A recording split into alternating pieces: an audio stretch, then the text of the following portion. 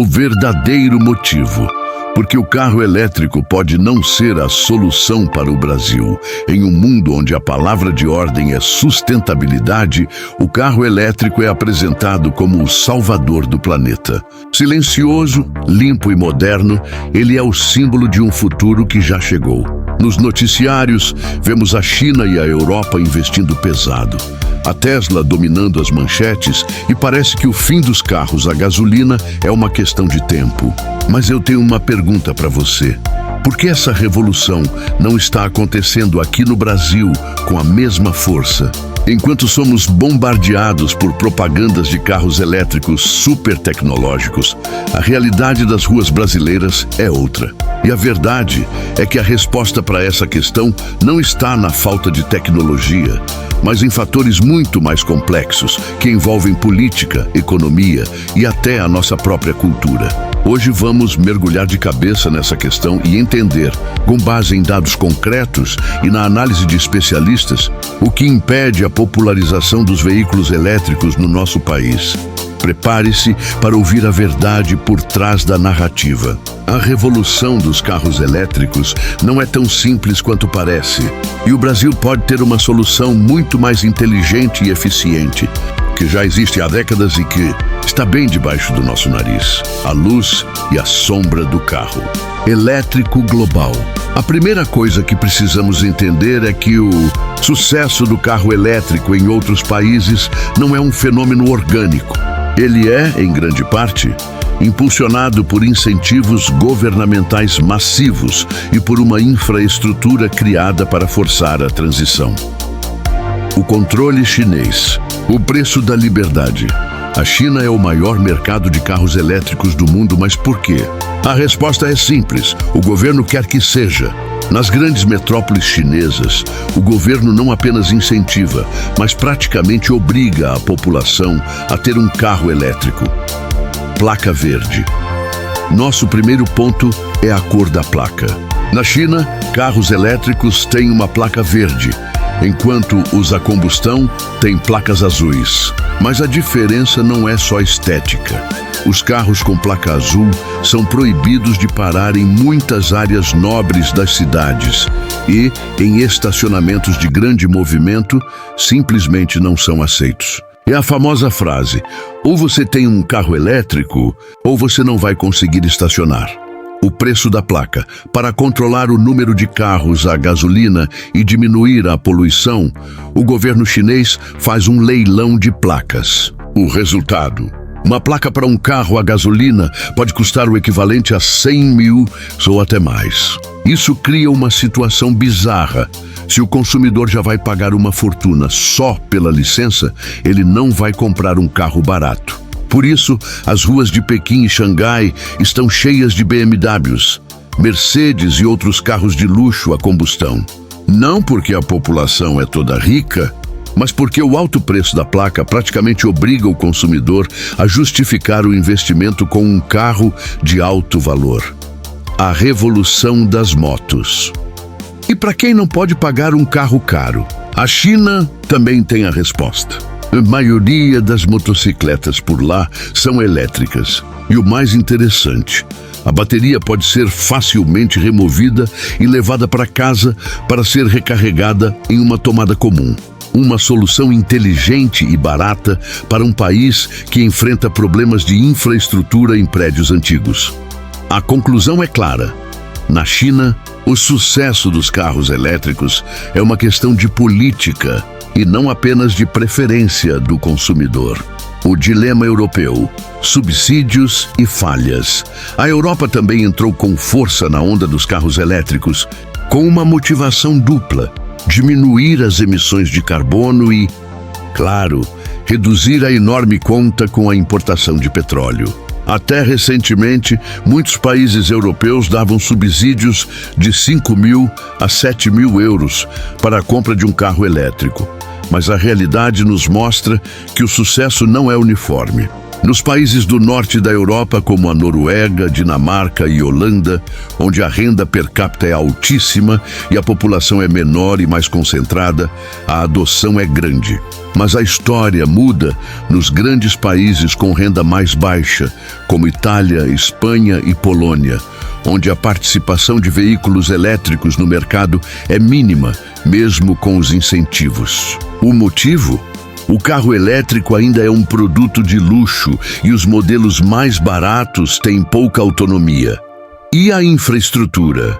Segundo estatísticas, cerca de 24% dos carregadores públicos na Europa estão quebrados. Ou seja, a cada 4 carregadores, um não funciona. E quando você encontra um funcionando, muitas vezes há fila. Isso sem falar na hipocrisia do carregamento. Em países como a Polônia e a Alemanha, grande parte da energia elétrica ainda é gerada por carvão ou diesel. O carro elétrico não polui a cidade, mas a poluição está sendo gerada em outro lugar. Para piorar, os subsídios começaram a custar uma fortuna para os governos. A Alemanha, por exemplo, simplesmente cortou os incentivos da noite para o dia e as vendas de elétricos despencaram.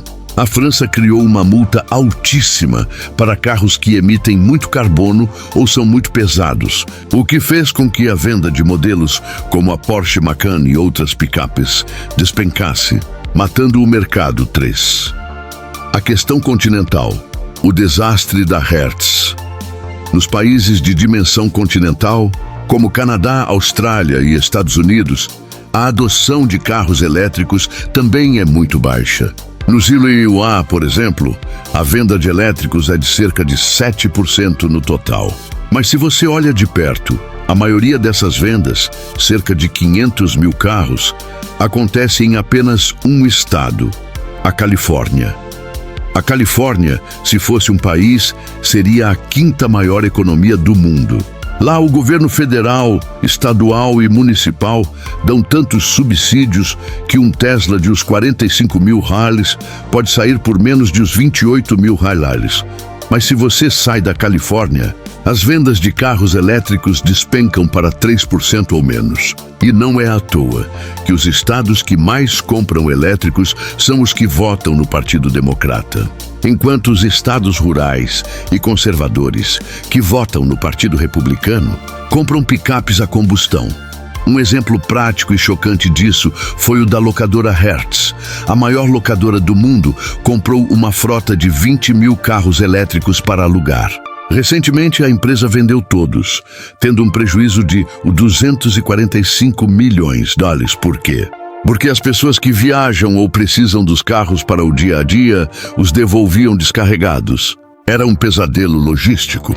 O CEO da empresa foi demitido. Essa foi a prova de que a tecnologia de carros elétricos, pelo menos por enquanto, não funciona para todos os tipos de uso. E o Brasil? A nossa solução. Agora vamos trazer a discussão para casa. Por que o carro elétrico não dá certo no Brasil? O custo Brasil. O preço dos carros no Brasil é um dos mais altos do mundo, e isso não é de hoje. Cerca de 40% do valor de um carro vai para os impostos, algo que não acontece no EUA, 0%, ou na Europa, 20%. E além disso, as exigências de segurança e emissões, airbag, ABS, etc., também encareceram o produto. Dimensão continental. O Brasil é um país continental. Viajar de norte a sul, com grandes distâncias e infraestrutura de estradas nem sempre ideal, é um desafio. Como um carro com autonomia limitada e sem pontos de recarga viáveis poderia funcionar? Sem subsídio, nós somos um país que exporta petróleo. E com as prioridades que temos, como o pagamento de programas sociais, o governo brasileiro não tem e nem deve ter dinheiro para dar subsídios para a compra de carros elétricos. O modelo europeu e chinês simplesmente não se aplica à nossa realidade. A grande verdade é que o Brasil tem uma solução que pouquíssimos países têm, uma solução limpa, renovável e abundante: o etanol. Nosso país tem a expertise, a tecnologia e a cultura de usar esse combustível, que é o nosso diferencial competitivo e a nossa real alternativa para um futuro sustentável. o verdadeiro futuro. A ascensão do carro elétrico é uma narrativa poderosa, mas o Brasil precisa olhar para a sua própria realidade antes de embarcar em uma tendência que pode não ser a ideal. A China e a Europa investem bilhões em subsídios e infraestrutura para contornar problemas que não temos. O Brasil não precisa de um produto de nicho caro e com infraestrutura falha. O nosso verdadeiro futuro da mobilidade está naquilo que já dominamos. Um combustível renovável, que não depende de importação, não gera a mesma poluição do petróleo e que pode ser produzido em larga escala. A lição de países como a China e os EUA é que o sucesso dos elétricos está em fatores que não se aplicam aqui. O nosso presente é mais inteligente do que o futuro que nos vendem. Agora, eu quero saber de você. Qual a sua opinião? Você acredita no futuro do carro elétrico no Brasil? Ou acha que o etanol é a nossa verdadeira solução? Deixe sua resposta nos comentários. Se você gostou da análise, não se esqueça de deixar o seu like e se inscrever no canal. Aqui a gente desvenda a verdade e vai direto ao ponto. Até a próxima!